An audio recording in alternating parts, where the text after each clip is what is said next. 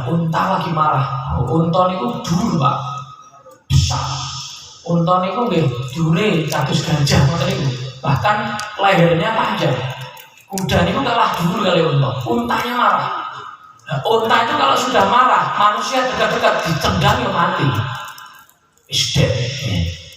Maka nggak ada yang berani mendekat. Dikurung ini unta. Ibarat misalnya memiliki, terlebet memiliki dikancing. Kancing Nabi lihat ada ribut-ribut tangan. Kenapa ribut-ribut?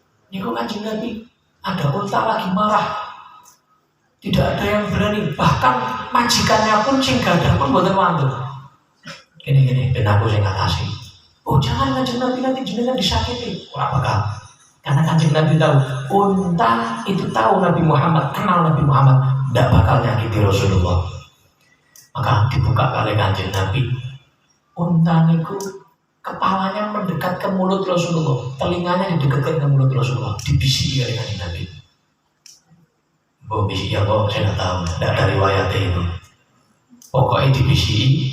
Terus kemudian untanya nunduk, sujud, dilus-lus sama Rasulullah Muhammad SAW. Setelah itu untanya jawab ke telinga Rasulullah. Untanya ngomong di telinga Rasulullah, "Sopo sing duwe?" "Saya Rasulullah." "Oh, kowe nek imangane kurang, makane kamu nyuruh dia terus kerja, tapi tak butuh panganan. Makanya kamu sedikit. Makanya dia tadi itu marah." Sallallahu Nabi Muhammad. Nek boten kanjeng Nabi nggih boten bakal saged memahami unta ini. Lah kalau unta saja difahami oleh Rasulullah, apalagi kita umatnya. Allahumma sholli ala Muhammad. Pernah satu saat wonten tiyang Badui. Tiyang Badui wong desa Gunung Blokasuta. Wis pelosok Arab sana. Itu orang Arab sana pelosok. Itu suka memburu biawak. Memburu apa? Biawak. Tapi biawaknya beda kali teng Indonesia mriki. Biawak mriko niku jenengan mangke nek umroh. Amin. Amin. Karena sekarang tak yakin mangkat. Amin. Mudah-mudahan mangkat haji amin. Amin. Niku jenengan mangke pados namine bok. Niku biawak Arab.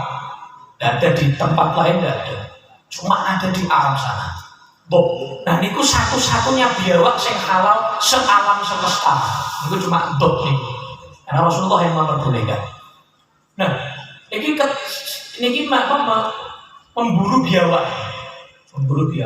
Ketemu Rasulullah. Ketemu di jalan sepagi kanjeng Nabi.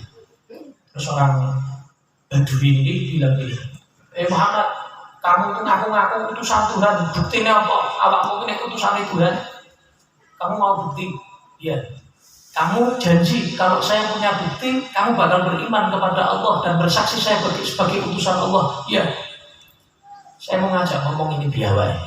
Tak jawab. Wah, tidak mungkin biawak ajak ngomong. Gak percaya, tidak percaya. Maka Rasulullah tanya. Salam Rasulullah. Assalamualaikum warahmatullahi wabarakatuh. Disalami biawak. Dijawab. Waalaikumsalam, wahai Rasul yang paling mulia. Allahumma sholli ala Muhammad. Biawak tidak pakai mondok, tidak pakai pesantren, tidak usah belajar kitab kuning, iso bahasa Arab, iso jawabin kanjeng Nabi. Mukjizat ini. Jadi kan ini ajak ngomong binatang, ora bakal jawab. Ini perkutut ajak ngomong bahasa Arab, ora bakal jawab. Ini mukjizatnya kan sini. Nabi Muhammad tanya, "Man ana? Aku ki sapa?" "Saya siapa?" Dijawab, "Engkau adalah utusan Allah, engkau adalah nabinya Allah, engkau adalah kekasihnya Allah, engkau adalah yang nanti memberikan syafaat." Loh, ngerti kan? Ini sifat-sifat yang di Maulid disebut semua oleh biawak. Paham sudah? Kaget nih Badui ini gitu. Cuk, iso ngomong, jawabnya iso tegas, fasih. Akhirnya ucapkan 2 kalimat syahadat. Akhirnya biawak ini mengucap, "Asyhadu an la ilaha illallah wa asyhadu annaka Rasulullah." Saya bersaksi dari Tuhan Allah dan saya bersaksi engkau adalah utusan Allah. Allahumma sholli ala Muhammad. Ini yang dimaksud Habib Ali Al-Habsyi di sini pula. Wa syahadatu Rabbi lahu wal ghazalah bin nubuwati wal risalah. Sebetulnya dan kesaksian syahadat dari biawak tentang kerasulan Rasulullah. Yang kedua apa? Ghazalah, rusak. Peristiwanya pripun, Beb? Diriwayatkan begini peristiwanya. Rusa mengucap salam, mengucap syahadat kepada Nabi. Satu saat Rasulullah itu sedang berjalan di padang pasir. Pertengahan jalan itu wonten pohon. Niku wonten rusa diikat di pohon itu. Rusanya niku diikat di pohon itu. Rasulullah mendengarkan suara ya Rasulullah. Rasulullah cari sumber suaranya sebelah mana. Panggil lagi, ya Rasulullah. Cari lagi sebelah mana sumber suaranya. Sampai 3 kali. Ya Rasulullah, rusa itu yang manggil saya. Rusanya minta tolong sama Nabi Muhammad SAW. Rusa itu tahu, nek curhat kali Kanjeng Nabi, insya Allah urusannya beres kabeh. Allahumma sholli ala Muhammad. Akhirnya diparang dengan Kanjeng Nabi, didatangi, dihampiri. Ada apa wahai rusa? Kamu manggil saya. Ya Rasulullah, saya ini diburu sama orang ini. Ternyata di sampingnya ada orang lagi tidur. Sahabatnya Kanjeng Nabi lagi tidur. Setelah memburu rusa, angel, burunya kan sulit, ngantuk, capek, tidur. Saya diburu sama orang ini Rasulullah. Saya punya anak, saya itu baru melahirkan, dijupuk orang ini Kanjeng Nabi. Anak saya itu masih nyusu.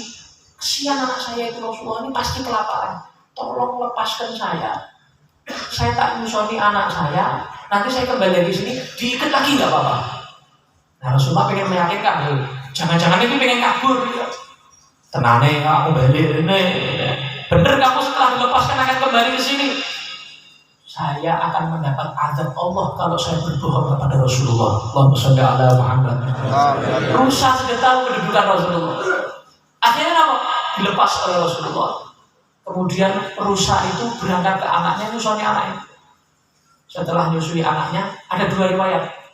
Riwayat yang pertama, anaknya tanya, loh, ibu kok kembali ke sini? Iya, Rasulullah menjadi jaminan saya. Wah, jangan Bu, kembali. Kami nggak berani nyusu. Kalau yang menjadi jaminanmu adalah Rasulullah. Kembali Bu, kembali. Sampai anaknya ini nggak berani nyusu. Riwayat yang kedua, nyusu, anaknya tetap nyusu. Akhirnya rusa itu pangsul kembali, diikat sama Rasulullah. Orang yang buru itu bangun. Hai, kaget bawa Nabi. Untuk dawuh napa jenengan ngersake rusa niki monggo.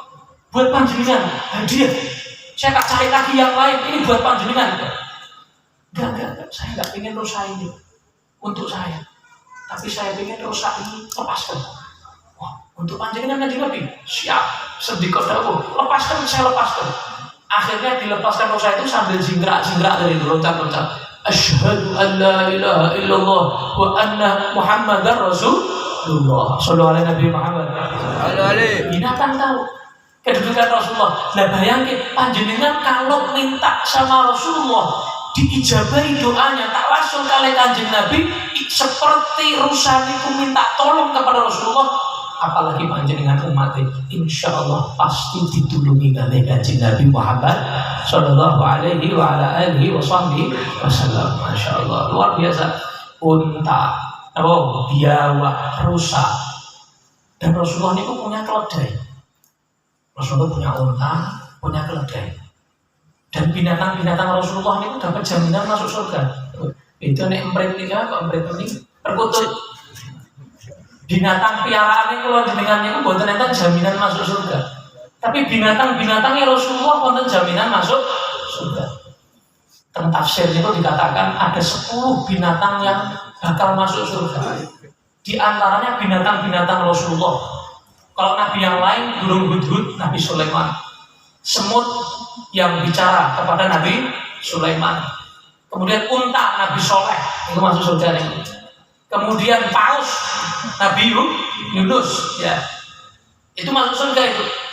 Kemudian ada beberapa binatang yang lain, yang binatang-binatang itu adalah akalnya masuk surga, yaitu ya anjingnya Ashabul Kahfi. Anjing najis mughalladhah tapi melebet swarga. Barkan apa? Minal katutin Ashabul Kahfi. Nah kula jenengan niku walaupun mungkin kula jenengan dosane wis kaya najis mughalladhah, Tapi nek kula jenengan niku minal katutin kiai habaib para masyayikh insyaallah derek mulya sampai swarga. Amin, amin, amin. Amin Allahumma. Amin. Kembali lagi Rasulullah itu gadah keledai. Ketika Rasulullah wafat, keledai ini stres. Keledainya gila mendadak. Stres. Kenapa? Karena kecintaan kepada Rasulullah, rindu kepada Rasulullah, ditinggal Rasulullah meninggal. Pengen dan mati rasanya. Pengen cepat-cepat meninggal. Sama seperti Siti Fatimah putri Rasulullah. Ketika Rasulullah sebelum didatangi malaikat Israel, Rasulullah manggil Siti Fatimah putri dan tercinta. Mereka dipanggil oleh Rasulullah, bisikan pertama nangis, Siti Fatimah nangis. Dipanggil lagi, pergi. Bisikan lagi ke kanjeng Nabi, bisikan kedua senyum, nangis, guyu, penasaran. Ada apa ini? Setelah nangis, kok guyu? Siti Aisyah setelah Rasulullah meninggal, selesai proses pemakaman dan seterusnya, tanggal ke Siti Fatimah. Kenapa tadi? Ketika Rasulullah mau wafat, bisikan pertama kamu menangis, bisikan kedua kamu tertawa. Dijawab, bisikan pertama Rasulullah bilang sama saya, ayah bilang, bentar lagi saya nggak ada, makanya nangis, sedih. Terus bisikan kedua, kenapa? Kamu kok setelah nangis kok bisa ketawa? Padahal kamu tahu, ayah kamu bakal meninggal, tapi kenapa habis itu kamu bisa ketawa? Yang kedua, saya dibilang, saya adalah orang pertama yang nyusul. Malah seneng. Jadi kan kalau kiai misalnya, awakmu bentar lagi saya meninggal, awakmu yang pertama nyusul. Kira-kira nangis apa guyu? Nangis. Jenengan dikasih begitu sama kiai, jenengan guru jenengan, wes yang paling pertama nyusul. Kira-kira piye? Nangis apa guyu? Nangis. Oh, sholli ala Muhammad. Siti Fatimah justru bunga, seneng, remen. Ketawa makanya seneng. Kenapa? Dia yang pertama kali bakal nyusul meninggal Nabi Muhammad, ayahnya Muhammad sallallahu alaihi wasallam. Akhirnya apa? Keledai ini bingung, tidak mati-mati. Sebulan tidak mati. Tidak mati-mati dia, tidak wafat-wafat ini keledai ini. Akhirnya terjun dari tebing, bunuh diri. Ini riwayat dalam hadis, dalam sejarah. Akhirnya keledai ini rela bunuh diri untuk apa? Meninggal karena nggak kuat menahan rindu Nabi Muhammad sallallahu alaihi wasallam. Allahumma shalli ala Muhammad. Lagu lo jenengan pernah nangis karena nggak pernah mimpi Rasulullah? Coba. Pernah kalau jenengan itu sehari ya? Pernah nggak kita itu dalam waktu sehari itu mikirkan dalam hari ini saya melakukan sunah Rasulullah berapa kali ya? Sholawat datang kanjeng Nabi berapa kali ya? Rindu kepada kanjeng Nabi berapa kali ya? Berapa banyak ya? Keledai mawon niku rela bunuh diri karena gak kuat nahan rindu Nabi Muhammad sallallahu alaihi wasallam. Allahumma shalli ala Muhammad. Pohon. Pernah satu orang Badui datang, Muhammad, saya mau minta bukti kalau kamu utusan Tuhan. Bukti apa? Tapi kamu janji, kalau saya bisa menunjukkan bukti itu, saya bisa membuktikan kamu mau masuk Islam. Ya, saya janji. Apa buktinya? Pohon itu yang besar, wit ini, yang gede. Panggilan kon rene. Yang awake dhewe ana wit diawe-awe. Mungkin wongnya sing dikira stres. Tapi ini mukjizat. Mukjizat Nabi Muhammad. Maka Nabi Muhammad dipanggil Rasulullah. Apa? Pohon tadi itu. Ini cerita diceritakan di Burda. Ja'at li da'watihil ashjaru sajidatan tamshi ilaihi ala saqin bila qadami ka'annama satran lima katabat furu'uha min badi'il khatti bil laqam. Itu tentang Burda nih, cerita ini di Burda. Artinya apa?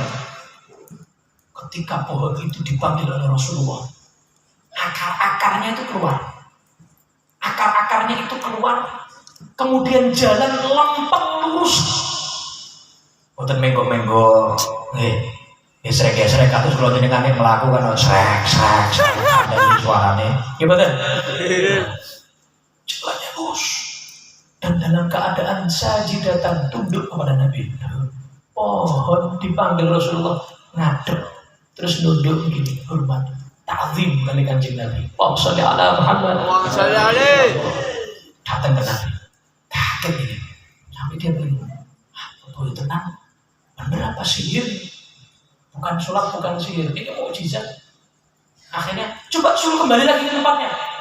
Siapa tahu kan bisa iso menek tapi iso mudun kan begitu, ada orang itu kan iso menek tapi iso mudun nih kan begitu.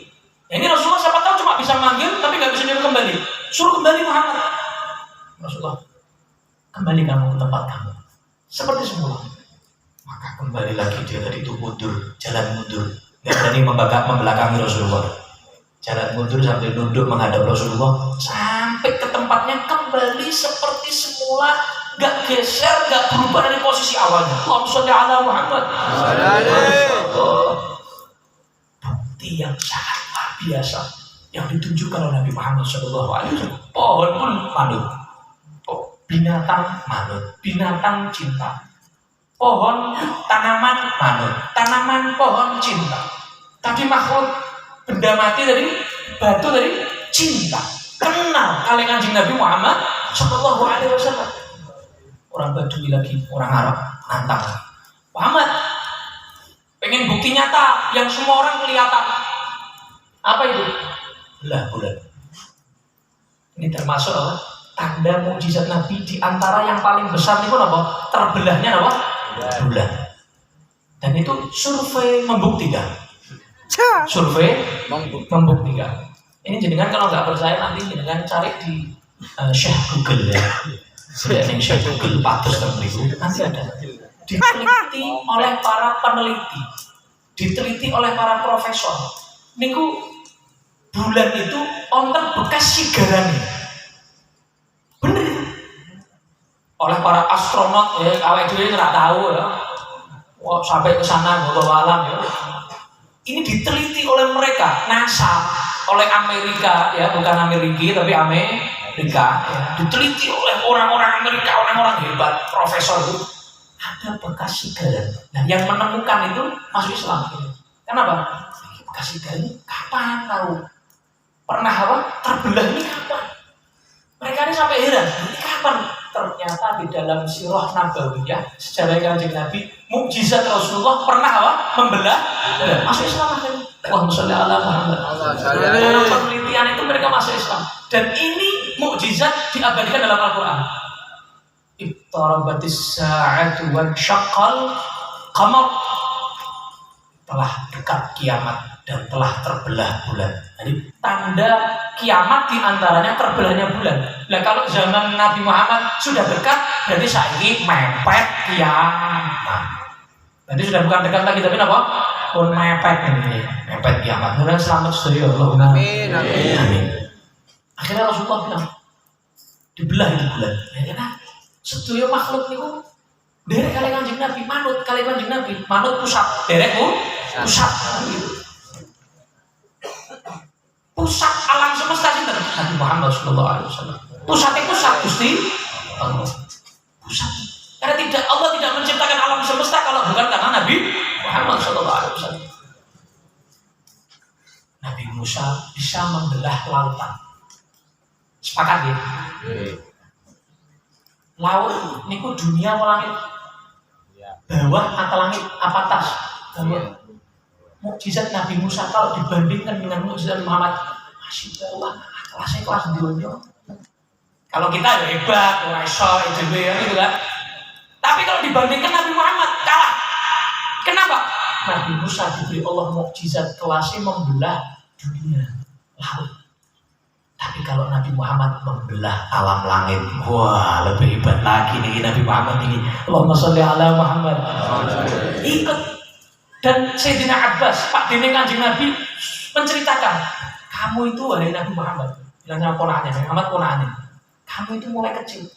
Saya lihat kamu itu mulai kecil, sedulanan lurus langit. Kalau bintang itu ditunjuk sama Rasulullah, disuruh ke kiri, bintangnya ikut jarinya Rasulullah, ke kiri, ke belakang, ikut ke belakang, ke depan, ikut ke depan. Niku langit niku kados HP touchscreen. Ngerti HP layar sentuh? Itu direk. Padahal Rasulullah nggak nyentuh langit, cuma Allah memberi isyarat. Allahumma sholli ala Muhammad. Bintangnya itu ikut dengan isyarat tangan Nabi Muhammad SAW. Masya Allah, derek lah. Bulan juga ikut manut derek pusat. Apa info dari pusat? Laksanakan begitu. Infonya apa? Perintahnya apa? Belah, terbelah. Mereka sampai begini. Sihirun mustamir. Wah, ini ya sihir. Tetap mereka nggak beriman sihir ini. Sampai mereka membuktikan. Mereka keluar kota, tanya, begini atau rembulan betul? Iya, kok bisa ya? Bulannya itu benar, pindah kota lagi. Tadi malam lihat bulan nggak? Iya, kok bisa ya? Semua kota yang ada dari mereka itu nyebar pasukan ke beberapa kota. Semuanya menyatakan sepakat bahwa malam itu bulan terbelah. Berarti tidak mungkin itu adalah sebuah sihir. Sihir itu cuma yang di depan doang, saya hipnotis doang. Tapi ini semua kota-kota tadi itu melihat dengan nyata bulan dibelah oleh Nabi Muhammad sallallahu alaihi wasallam. Allahumma shalli ala Muhammad. Allahumma shalli ala Muhammad. Terakhir, matahari itu pernah ditahan kali Kanjeng Nabi kon balik. Kapan deh? Ketika Sayyidina Ali bin Abi Thalib. Itu saat itu Rasulullah menerima wahyu di pangkuan Sayyidina Ali. Waktunya waktu pada asar. Nabi Muhammad sampun asaran, Sayyidina Ali dereng asaran, dereng sholat asar. Nabi Muhammad tidur di pangkuan, Sayyidina Ali tidur di pangkuan, kembali. Nabi Muhammad tidur di pangkuan Sayyidina Ali, tidur di pangkuannya. Sampai niki mau maghrib sudah, ini matahari sudah tenggelam. Rasulullah bangun dari menerima wahyunya, bangun dari pangkuan Sayyidina Ali. Rasulullah tanya, sholat asar, sampun sholat asar dari Nabi. Saya tadi menimbang, kalau saya mau sholat asar, saya bangunin jenengan, nanti wahyu terganggu. Madorotnya sampai kiamat, gimana? Kalau wahyu terganggu kan madorotnya kan lebih, jangkanya lebih lama. Tapi kalau saya meninggalkan sholat, madorotnya hanya untuk saya sendiri, pribadi. Maka saya memilih, pun saya nggak mau ganggu Kanjeng Nabi Muhammad SAW. Taat dibanding Sayyidina Ali bin Abi Thalib. Maka Nabi Muhammad bilang, angkat tangan, ya Ali meninggalkan sholat asar karena wahyu. Maka ya Allah, tolong kembalikan matahari ini jadi asar lagi. Itu matahari itu sudah tenggelam, balik mana? Asar mana?